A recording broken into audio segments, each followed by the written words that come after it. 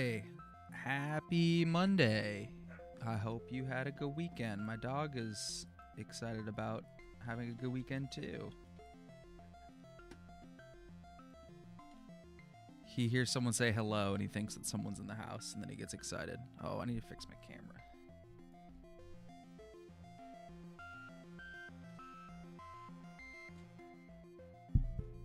I need to adjust it because I have it cropped for this, but it doesn't really work on video calls. But yeah, Alexandra, congrats on buying an apartment. Hell yeah. I'm due to the bureaucracy of Germany, I've been buying an apartment since July 1st. We just got some more of our paperwork today, so hopefully it will be done soon. I hope your process goes way faster than German bureaucracy in the summertime when I'm sure everyone's on vacation in all of the official offices. What up, CB Jammo? Good to see you. Yeah.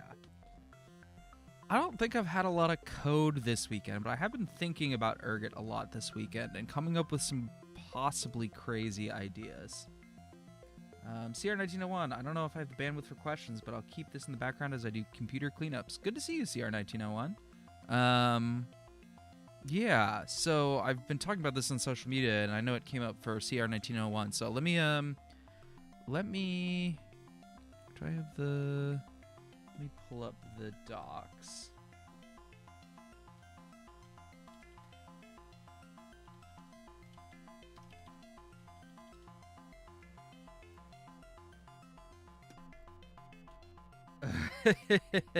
We bid on it at the beginning of the month and we're currently moving in. Damn.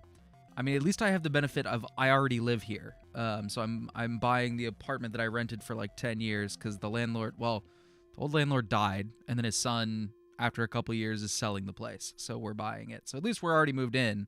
No requirement to move is a pretty good one. So if it goes on and we have a delay, it's actually not that big of a deal. We just keep paying rent instead of mortgage, but it does mean that we can't really do a whole lot of stuff. But yeah, hell yeah, Danish bureaucracy. Okay, what am I showing you? I'm showing you the problem.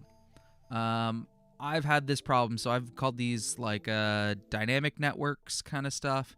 I know I've explained it a bunch on stream. I'm probably going to keep explaining it, but the problem domain is here. What if we had this half of the network? So like a standalone network that needs to be a network when it's standalone. But then sometimes for diagnostics or configuration or whatever reason, you plug it into a PC, which might have a larger network. So it only becomes like one fragment of that network. Right now, with what my plans are and like a very Apple Talk brain view of networking, the problem is you need sort of like a central authority to hand out network IDs. So when you're in standalone, this would have to be the microcontroller that's on the dev board because it's the most authoritative thing we have. So it could hand these out. But then the problem is, what if this like handed out 1, then 2, then 3 for network addresses? And then we plugged into a PC where those network addresses conflict with other areas.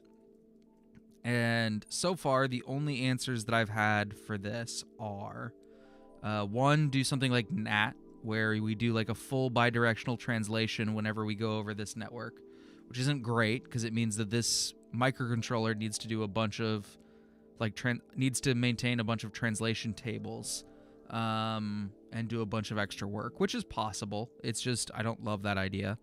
The second option is just everything downstream here. We go, oh, hey, I'm not the boss anymore. So I'm going to tell everyone who I used to be the boss of to just forget everything I told them and then wait a little bit and then talk to the new boss. So basically, I've been calling this like scramming the network and getting rid of this. Those are the only two like coherent ideas I've been able to come up with so far. Other than maybe having like... Yeah. I guess the other third one is having like devices be able to have 2 addresses, something that's sort of like a local only, but then this doesn't really super work because it's not like the fragment, like the circuit board might have multiple nestings, so it's not exactly like one flat network joins this. It could be a nested network that joins this.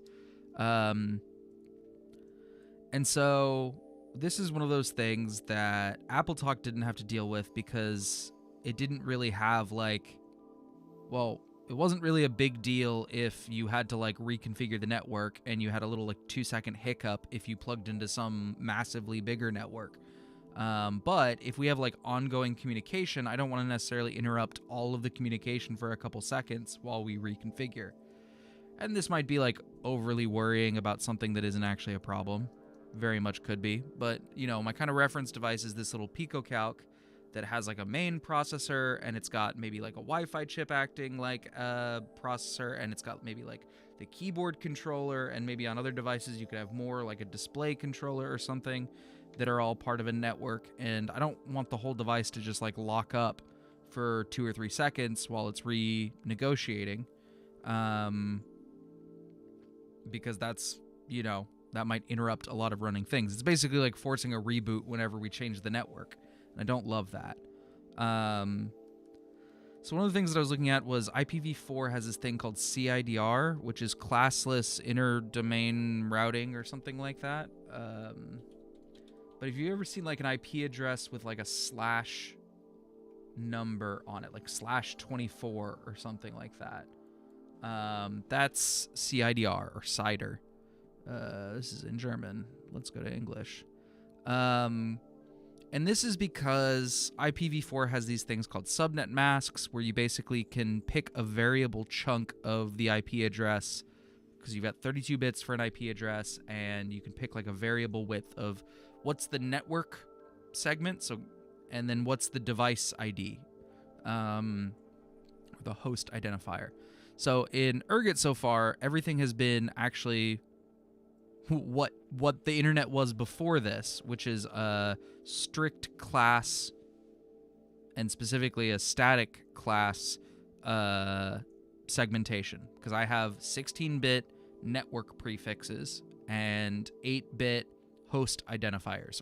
So this is basically if, I know this is 32 bits instead of 24 bits, but it'd be a 16-bit network prefix is our net ID, and then the host identifier is our 8-bit node ID. Cider stands for something? Yeah, and I pronounce it cider, and I think that's actually, I think we had looked it up once. That's how you pronounce it. So, yeah, in the early days, we had strict classes. There used to be class A, B, C, and that was mostly it. There was some D and E stuff, but this slash notation is actually sort of, it doesn't describe every subnet, because technically subnets could, because it's a bit mask, you can have non-contiguous subnets, which are weird, and practically no one ever does that because it hurts your brain. But you theoretically can. The prefix code I have is essentially this, but encode the subnet mask in the network ID. Yeah, so what I've been trying to figure out is, what I really want is, I want to be able to have fragments of networks that are coherent, and to approach this using sort of a bit mask idea. So sort of, it's not exactly CIDR, but sort of inspired by CIDR. And so I've spent a bit of time over the weekend and a little bit this morning thinking about how I would do this. And this is probably not visible because it's low resolution.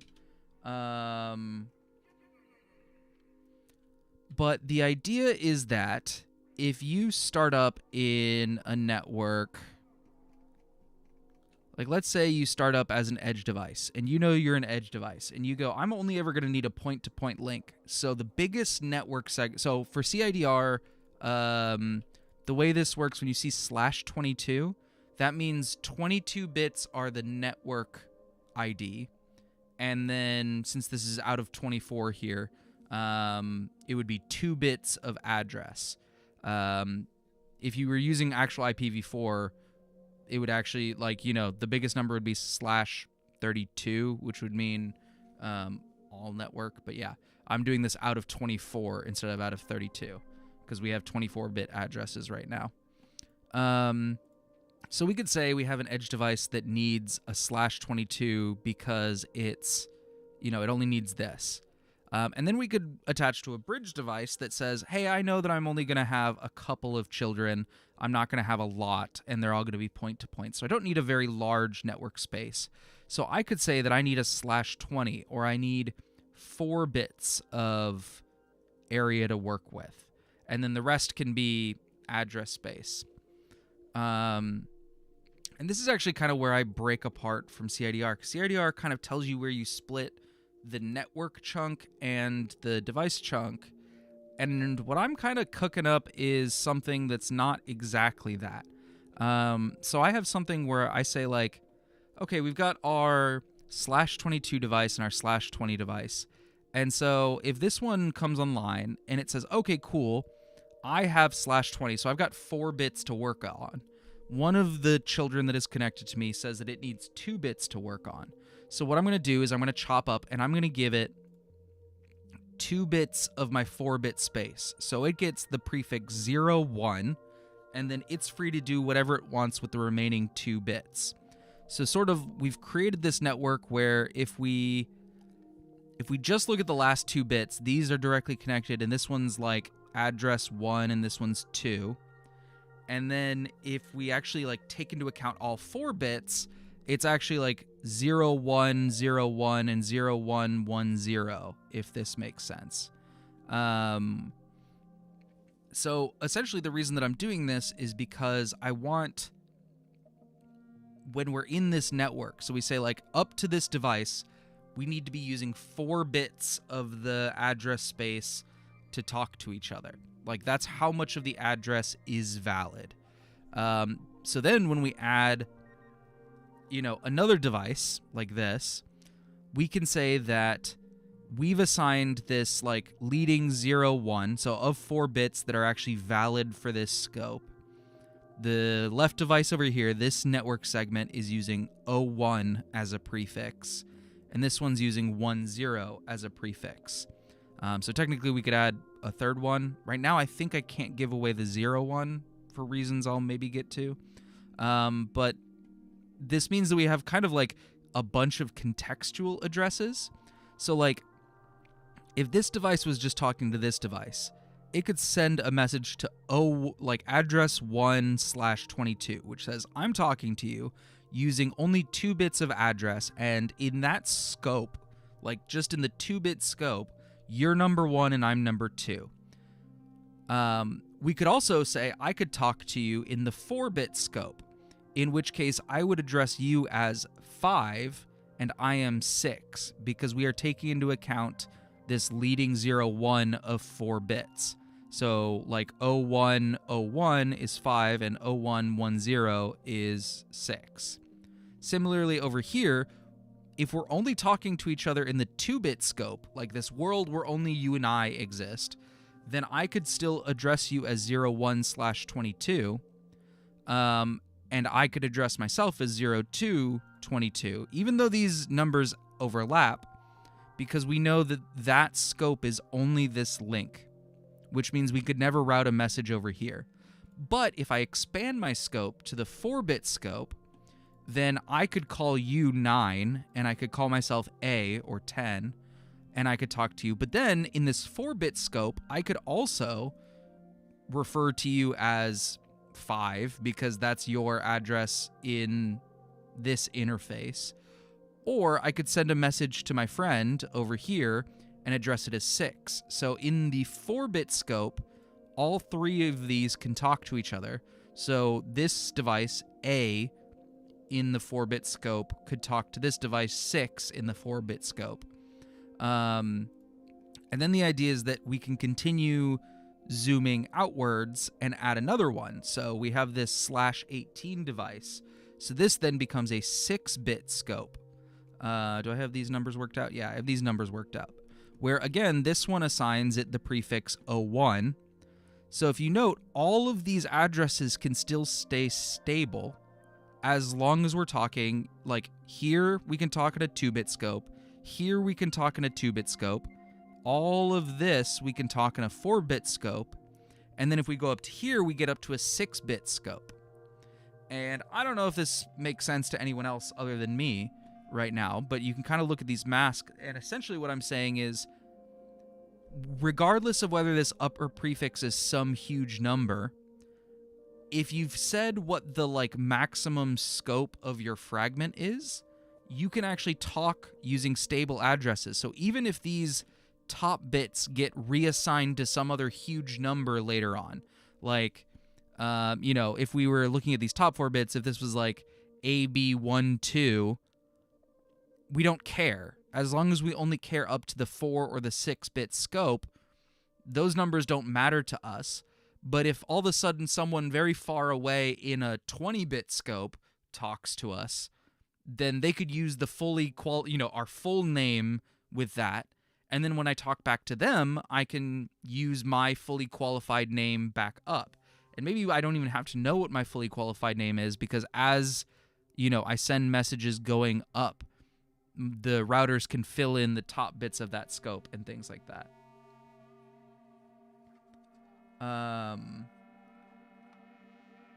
Yeah, CR1901, the way that I think that I've done this is I think I can do this with 24 bits plus 8 bits for this, because I guarantee that instead of like subnet masks, which can have an arbitrary mask, you just need the slash. You're in trouble when your edge node calls you by your fully qualified name. Exactly.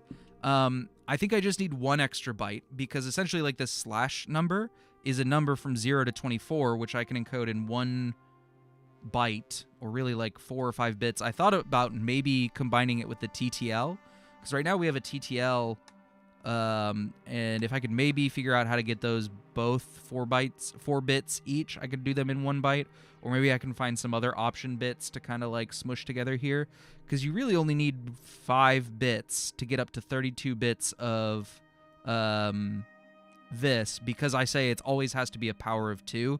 I don't allow like fragmented subnet masks, but I don't think you can do it with leading zeros. But maybe you can. If someone can explain to me how I might do something like this, where I don't need that 1 extra byte of saying what like the scope range is, then please let me know, because I would like that. That would be very neat. It might be possible with like some leading zeros stuff, but I don't totally know how I would do that, unfortunately. But 1 byte extra is not bad, because another trick that this actually kind of gets us closer to is if you know you're only going up so many hops, you can leave the upper part of the address 0. And because we could var int our numbers, this means that actually a lot of addresses, even relatively far away, could end up being only 1 or 2 bytes, which means we kind of get back a lot of the things, because this actually, I haven't totally made the idea coherent in my head, but this actually sort of gets away with the idea of network segments entirely. Instead, it gives you a network scope or a network depth or something like that. And that's a single byte, because it's just explaining how far away you go. And then everything else actually ends up being just a device address. But we get these device addresses where these are actually all the same number, just with different amounts of the actual address masked out. And so when we eventually, like, I assume that if we get assigned up and up and up, eventually something pushes down, like, hey, you are on, these 6 bits, the upper 2 are 0, 1. Please know that. And then when that comes down here, it goes, hey, your upper 4 bits are 0, 1, 0, or like down here, 0101 or 0110, and things like that. And so you can kind of like push down the upper bits, which you can basically discover once someone sends a message down that way, or, routers could be smart enough to just every now and then say, hey, you're still on this segment, you haven't moved. And if it does move, then it could change it and then send this like broadcast down in this direction to say, hey, update your upper bits because it's changed. But we could still, like, that will never interrupt conversations between these 3. Like, this reassigning these top 2 of 6 bits will never actually change the conversation between these 3. If you know that you're only using the bottom 4 bits for routing, which I think is very neat, because the idea is kind of to always have these stable fragments of addresses. And that way, if you keep adding, more layers above you in topologies, then it's still fine. One downside of this is I think it super bakes in the concept of hierarchical, like there can't be routing loops, there can't be like non-hierarchical backup links and things like that. But I think that idea was kind of cooked anyway with my flat network stuff, but maybe not. Maybe it's still possible to do loops, but I don't know. I'm not entirely sure about that. Is the fixed number of devices in the bottom layer of the topology non-issue for you? That's a good question. What I've kind of been doing is, one other downside of this is every device basically needs to declare how many devices can be under it. So if you think that you are a device, this is a problem if you think you're like, oh, I only have one downstream port, I might only have 4 children, but then the thing that connects to you has 1,000 children, then you run into an issue because you say, like, I thought I could only ever have 4 children or whatever, but actually now I have 1,004 children, and that's problematic. I haven't figured out if there's a smarter way to do that, or maybe there's a way to do this where there could be some sign extending where we like renegotiate how large of a scope this is.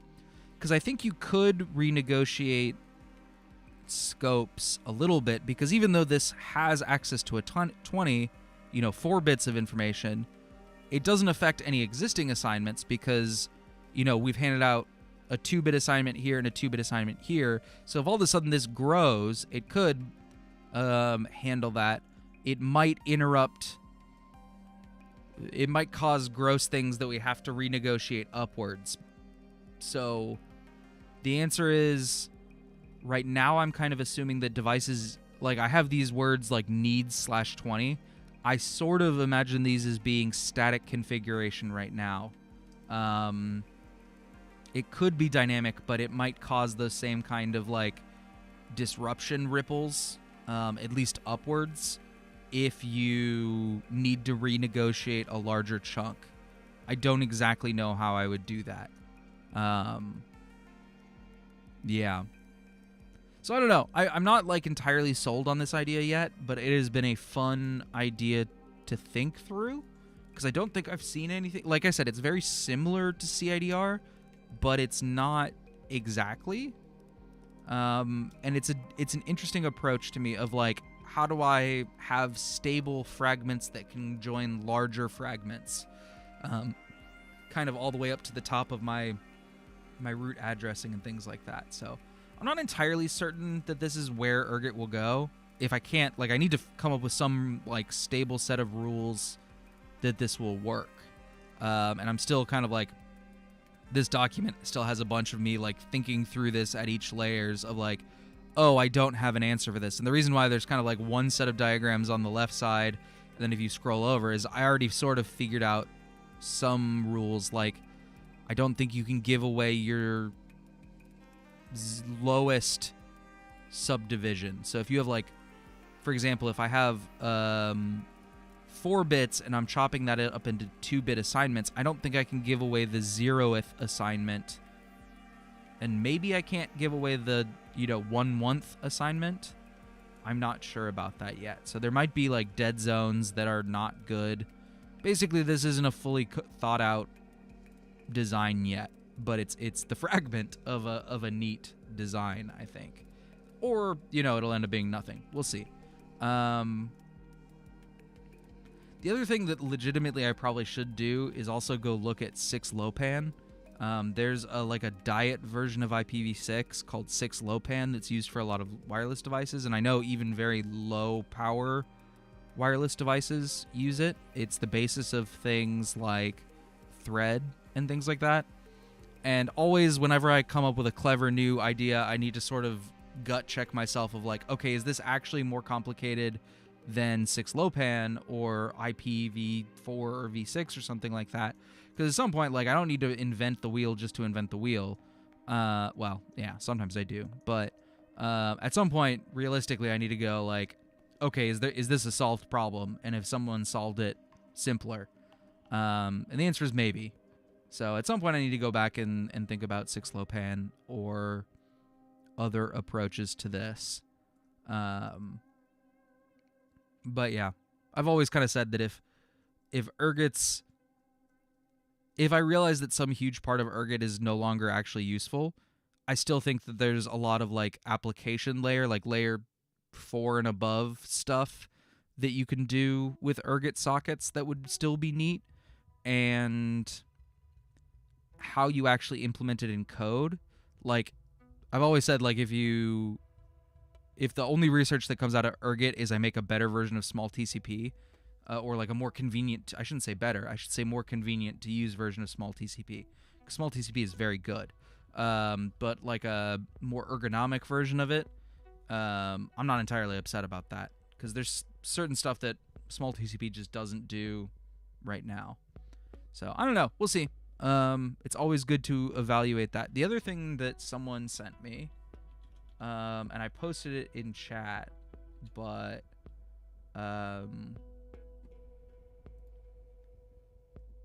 Boat sent me a talk by a woman named, what is her name?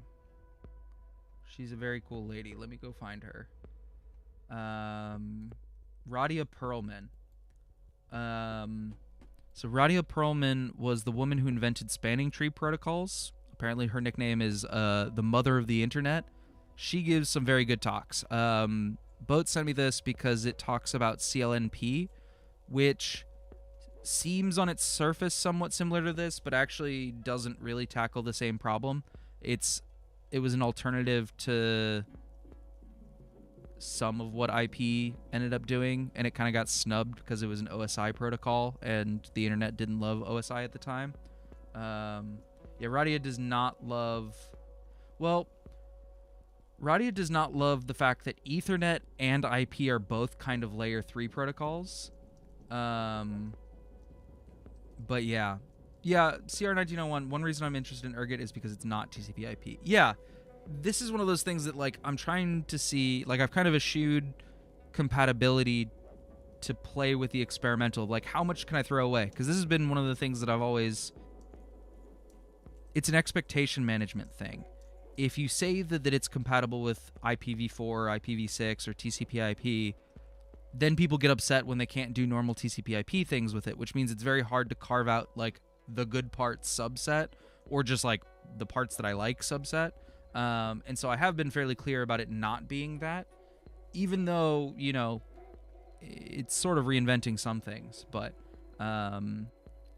yeah, I'm also interested because it's not just re-implementing something. It's been fun to, like, explore the space and not reinvent everything from scratch. Like, I'm pulling from a lot of old prior art. But yeah, I definitely need to go watch more videos from Radia because she speaks really well. Like, she obviously knows what she's talking about, but she also explains things in a very direct way. And I find myself agreeing with her on a lot of matters of taste when it comes to technical implementation. I've only watched like 2 videos, but, you know, I had heard of her before, but I had never actually seen any of her talks before. So I need to go through and watch. Like, in the same way, I kind of fell down the same rabbit hole with the guy that did 0MQ. I forget his name. He passed away a couple years ago. But 0MQ. He also has a very fun way of speaking, and I find myself agreeing with him a lot. What's his name? He's like author Peter Hitchens. He's Belgian. There you go. Yeah, it's Hitchens. Unfortunately passed away a couple years ago. Well, more than a couple years ago now. Definitely watch some of his talks. Like, you'll see, especially some of the stuff of like getting PRs merged quickly and focusing on iterating instead of trying to get it designed right and trying to get the simplest, dumbest thing working, is been a big inspiration. So like one of the things that he was working on a messaging protocol which became AMQP, and then basically kind of it became a consortium, and it got too complicated for his tastes. It got too consortium sized for his tastes, and so he kind of went, okay, and then kind of took the ideas that he liked from AMQP into 0MQ, and yeah.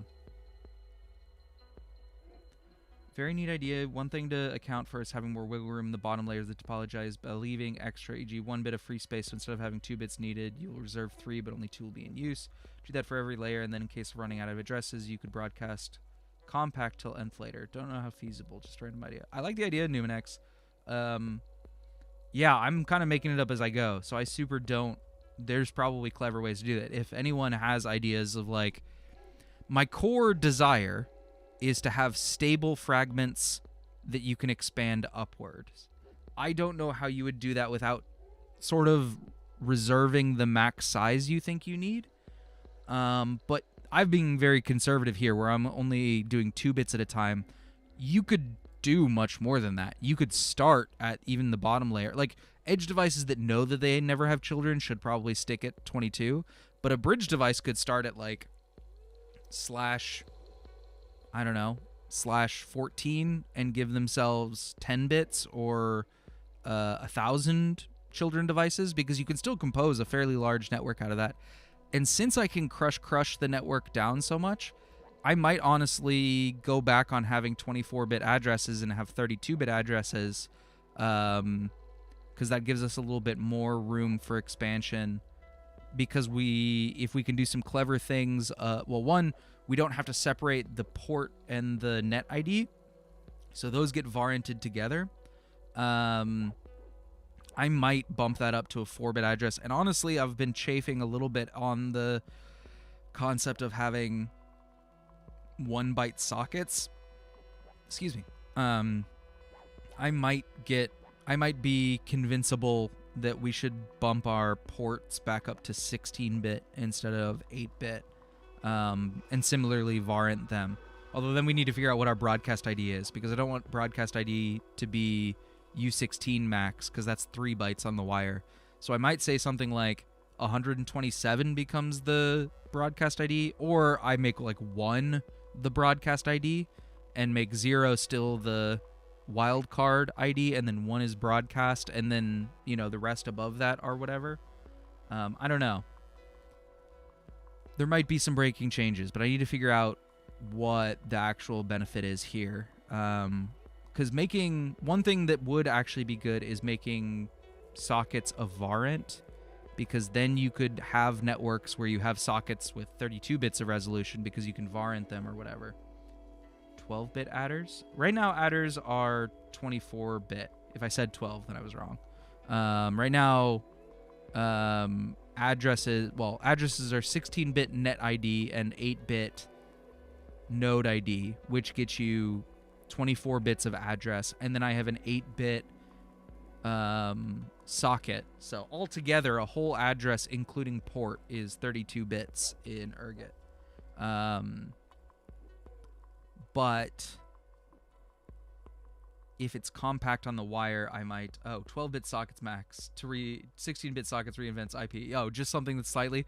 Maybe I can put the upper bits of my... this slash... It's not exactly cider notation, but your scope, like your net scope there. I don't know. If people find this interesting and want to mess around, I have this, and then I have like a spreadsheet where one of the things that I was trying to do is like map out an entire like, what did I do? I did an 8-bit network space where I'm like, okay, what would happen kind of as you start allocating this and, you know, subdividing it. But actually kind of the way that these networks get allocated is from the bottom up. So I don't know. But the idea was to kind of exhaustively enumerate all of these and then figure out, you know, like how would every device talk to every device. But what I may end up having is like, I might actually do it in monodraw just because I can draw these graphically, which is nice.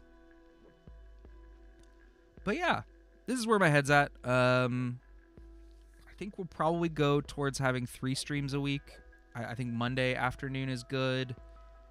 Wednesday, if people have opinions on Wednesday, I know I'm asking the afternoon crowd, but like I probably want to at least have one morning stream and at least one evening stream, and I think Mondays probably need to be evening because I tend to have Monday morning meetings. Fridays maybe morning. If they are evening, I might want to do it a bit earlier, like 7 p.m. Berlin time, just so I'm not streaming until like 9 p.m. on Friday.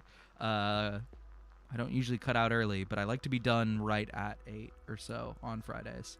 And then Wednesday, I don't know, wild card. Maybe mornings, maybe evenings.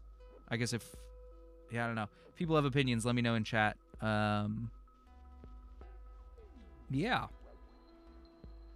I think that's about it. So if anyone has questions in chat or wants to comment on this, I'm super open to ideas. I'm kind of just like chewing through this idea.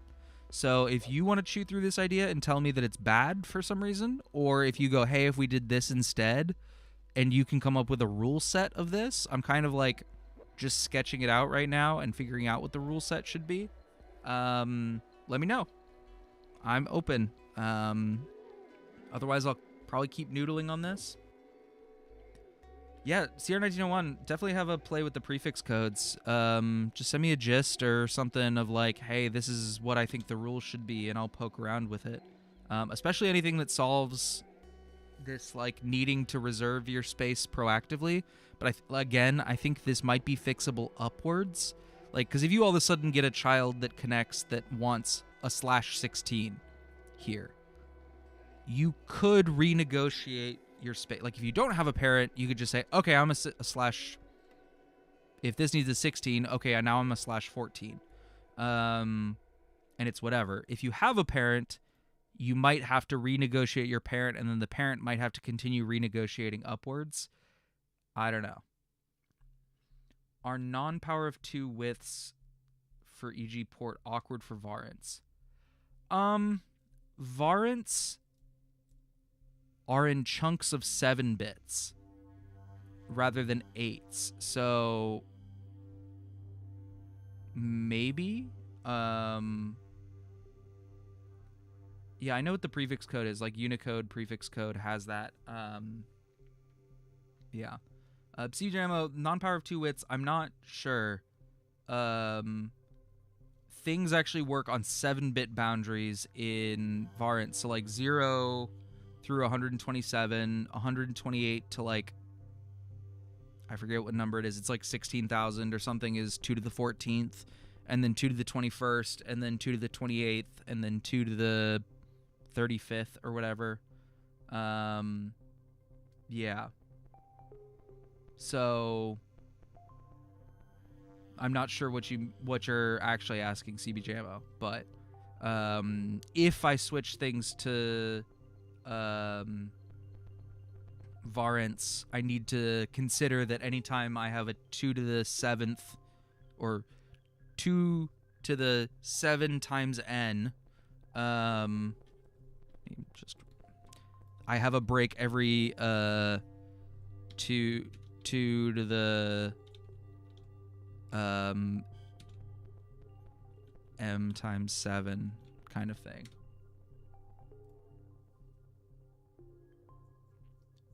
But do they have to? Could you use a 16-bit field with the top 4 for cider, then 1 for the var part of the varant, and 1 1?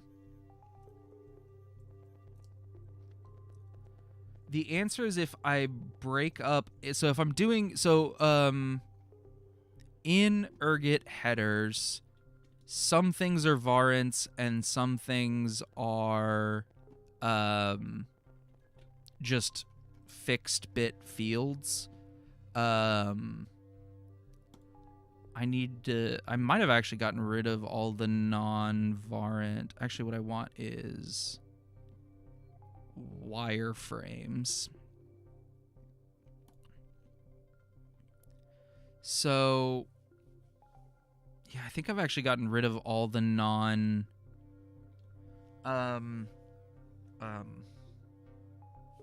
the answer is if I wanted to have like a dedicated 16-bit field that isn't a varant, I could just make it not a varant. Postcard wants to make every integer larger than 1 a varant, so if you made it a U16, it would try and varant it, but we could have a dedicated type that is always 16 bits and is not varented. So we could do a non-varent U16 that is actually like broken up into a bit field, basically. So we could have dedicated bit fields if we want dedicated bit fields and just not varent them. But Postcard generally thinks about things on the byte boundary, so it doesn't really like varent bit fields or anything like that. So if you can come up with something where you're like, okay, 4 bits for this, 2 bits for this, and then 10 bits for this, then we could come up with something for that. I would probably just make it a fixed 16-bit field rather than a varent field. Yeah, Postcard always does 7-bit varents. So like a U16, 32, I16, I32. The only numerical types that are not varented are 1-byte types. So like U8, I8 are not varented because there's no point in varenting them. F32 and F64 are not varented because they don't really make sense for varents. So those just get sent as fixed 4-byte and 8-byte fields. And then if you want to make a custom type that is basically a bit field, you can just lie to Postcard and say that it's an array of U8-2 or something like that, or a tuple of U8-2, and then recombine it. But yeah. So Ergot does not have any provisions for I can't handle any more children. Too bad. So current Ergot doesn't think about children. I mean, it does, but it doesn't have any limitations. It would just connect you to the network, and right now you would need to talk to what we call a seed router, which assigns network segment IDs. So let me go back to the book. So if we had something like this, when this first one, so this server process would be our seed router. It becomes like the authoritative name server for the network. So when the first one connects, it would say, hey, I need a network ID for this. And it would get assigned network ID 1, then 2, then 3. And then if this one had a child join as a bridge router, it would say, hey, dear upstream, I have a downstream network that needs an ID. Please assign me a child ID. And so this would then assign it a child ID. So this is 1, 2, 3. This would become 4 gets assigned here. And then if it has a child over here, then it would say, hey, I need a child. Hey, I need a child ID. Hey, I need a child ID. It would get assigned 5, and it would propagate it back. So right now, Ergot doesn't have hierarchical addressing. It's sort of a flat network space, but this requires a single authoritative address assigner on the network, which doesn't work well with dynamic networks where you have chunks that come and go, because when this chunk is broken off, this needs to be the authoritative server. But when it joins a network and there's a more authoritative server, it needs to either hide the fact that it was authoritative by doing NAT, or it needs to release its authority on the network and say, hey, everyone, forget what I told you. That's not true anymore. Please start talking to this device, which will give you a new address and be authoritative to this. In this fragment-based networking that I'm discussing, I haven't come up with how I would handle renegotiation of sizes. If we like boot up, we think we can have 64 children, and all of a sudden we have a child that has 1,000 children of its own, because like when you say how big of an address space you need, that's you and all of your recursive children. Because to keep it stable, that like you need to be a tree that has this much room underneath you. So the answer is CR1901. This is an unsolved problem. This is not how Ergot works today, and I haven't figured out how Ergot would work in this situation. So this would be a challenge that we would need to solve of like, what do you do if you have a child with a bigger address space than you? And then the two answers are either reject the connection and just say, no, I can't service you, or I can make a direct link to you and you can NAT your children to me but then you lose some of the stable addressing guarantees. Or we have some method where this one can go, JK, I'm not a /20 anymore, I'm a /10 now. And then I need to negotiate here. This one goes, oh, I'm not a /18 anymore, I'm a /8, and figure out how to harmonize that renegotiation.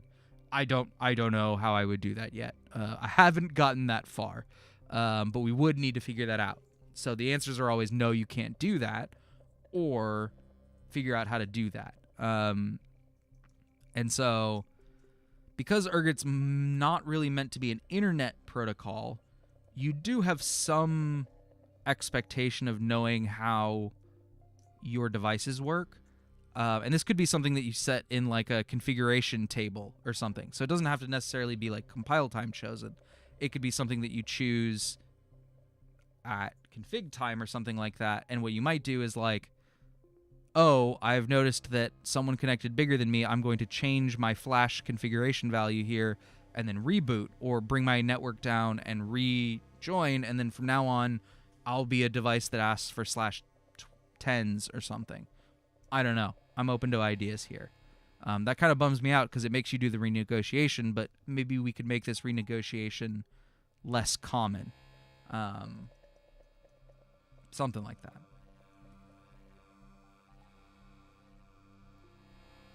Even with fixed addresses, how do devices know about the capabilities of other devices, including new upstream devices? So we have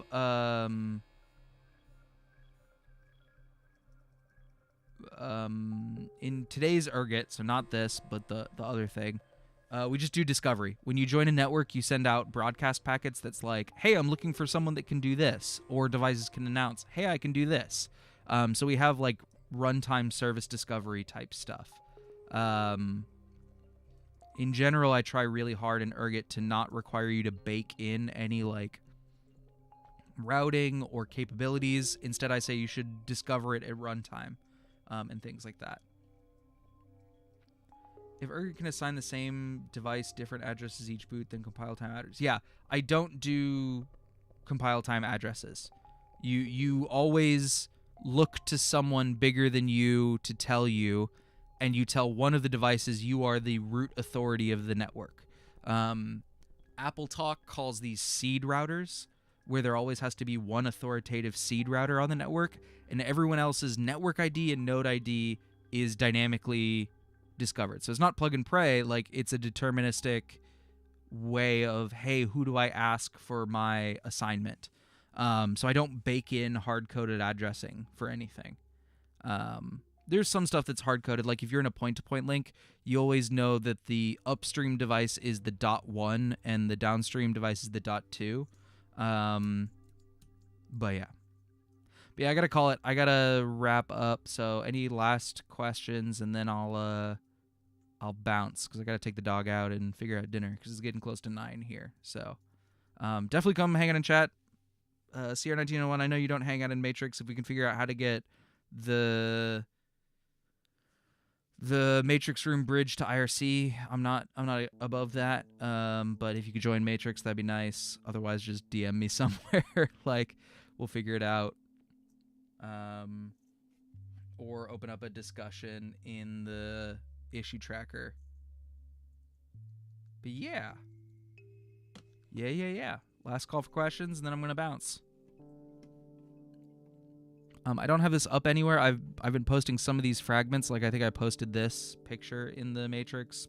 If you want to play with this is probably about as much information as I have. But if we want to share notes somewhere, or if I want to start a discussion, or we can start a repo or something, let me know. Yeah, CR1901. If you're interested, let me know, and I can talk to White Quark and maybe. Yeah, there's an Ergot Matrix channel. So it's actually the Nemos Matrix channel. So on the Ergot repo, there's a link to the Join Us on Matrix. This is Nemos dev. So we're kind of like squatting in the Nemos room.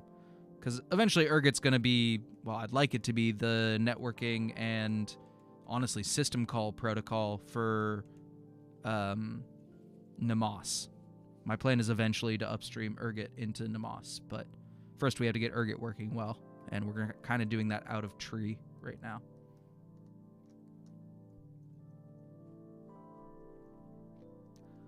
Okie dokie. CR1901, send me an email if you have any trouble. We'll probably talk to White Cork and see if we can get the Matrix rooms bridged.